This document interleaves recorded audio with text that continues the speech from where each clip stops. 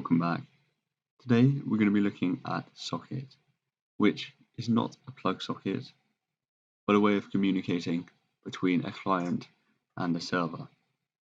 And Socket module has been written in Python so that you can use this, and there's some very complex stuff happening under the hood, but even then it's not a particularly simple module to use. So you can see it allows you to access the Socket interface, which pretty much all operating systems will have. And so it's kind of a wrapper for this built-in functionality. But before we use it, we should look at some protocols. And just by looking at this table, you'll see there are quite a lot of protocols. The main ones are AF-INET and AF-INET6. First one is IPv4, and the second one is IPv6. And you have this choice between a SOC stream and a SOC dgram, and the stream is kind of TCP, where you have bits sent back to acknowledge, and a dgram is UDP, where this doesn't happen. You can see there are a whole bunch of other protocols, including BTH, which is Bluetooth, but generally people stick with the top two. So the first thing we need to do is import everything from Socket, and it's part of the built-in library, so it doesn't need installing with pip. And we also want to specify a port, and I'm going to set it to 1234 just because I can guarantee nothing is using it. So the first thing I actually want to do is get my current IP address. So I'll say with a socket, and we're going to be using the INET family, and it's going to be a SOC dgram. Shouldn't really need TCP. We're going to connect to 192.168.1.1, which is the local router on port 80. And this could be pretty much anything. If I wanted my public IP address, then I might use something not on the current subnet. And then I'll get the host and a socket ID, and that is s.get sock name. And that's all we need from this one. And so if the name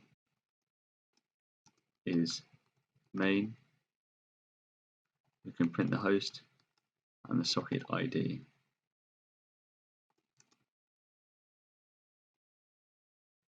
And you see we get the host name, so this is number 10, and this ID. And if I run it again, you'll see that we get a different socket ID.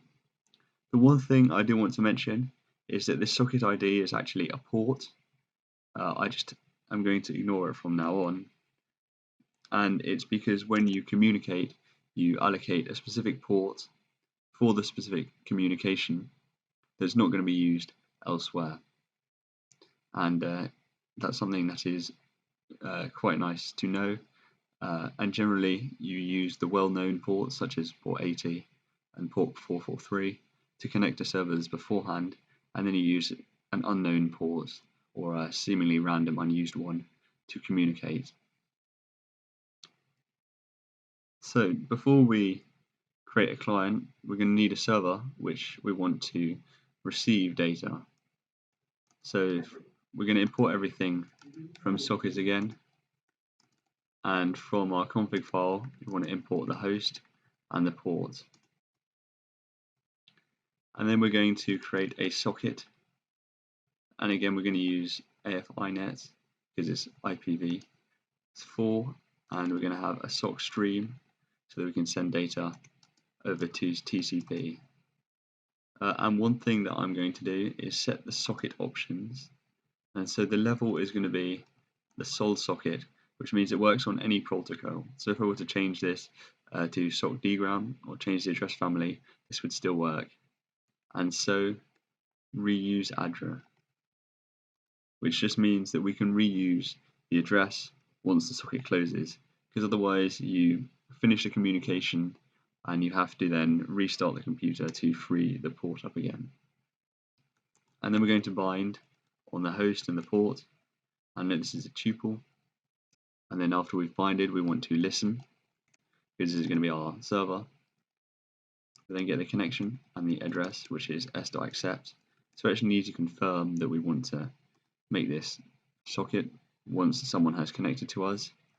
And then while true, we have a connection.receive data. And I'm going to have a buffer size of 32. And if there's no data, then we break. And we just print the data when it comes through.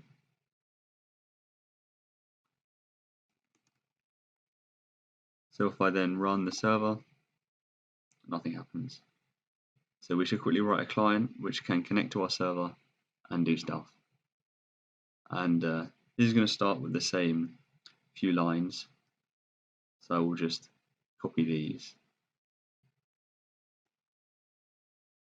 And you'll notice that I'm using the same machine for my server and my client, but you'd need different addresses if you were connecting to different hosts. So this host here is the host of the server we're connecting to, which I'm simulating on this. The only thing is I want to change the syntax. So now we can do stuff after this, and I'm connecting rather than listening. And so I'm going to run it in interactive mode. So we're now connected, and it doesn't look like anything has happened. But I'm going to send some bytes, and I'm going to start by sending some text. It says hello world, because that's how everything seems to start. And the encoding is going to be ASCII, and it could be Unicode if you were sending Unicode, but I'm just sending ASCII. And so you see it says I've sent 13 bytes, and 13 bytes have appeared here. I can send an arbitrary number of bytes by saying, I want to send 10 bytes, but they'll all be blank. The interesting though is if I send 33 bytes, it comes up as two separate messages, because you remember our buffer size here, this is only 32. And so that means after the 32nd byte, we then have a new buffer which fills up. I can also send a list of integers.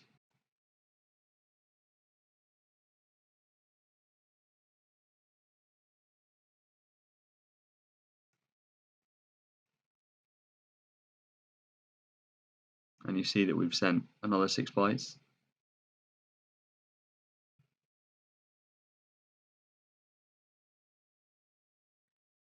And then, I can close the socket. And the thing to notice is that it is now shut down over here. In our server code, we say that when there's no data, so the connection is over, then we break. The next thing I want to do is say that sometimes we don't want this, because our machine might have a changing IP address, and so we don't want to be able to have to look it up every time and get errors. So what we can do instead is we can say that host is equal to get host name, and this returns a string. And then on our server, we don't need anything else, because we've set the bind here. But on the client, rather than connecting to the host, we say that the host is equal to get host by name, and we just use the host. And this is technically the host name, so I could change this to import a host as host name. And so we can restart the server.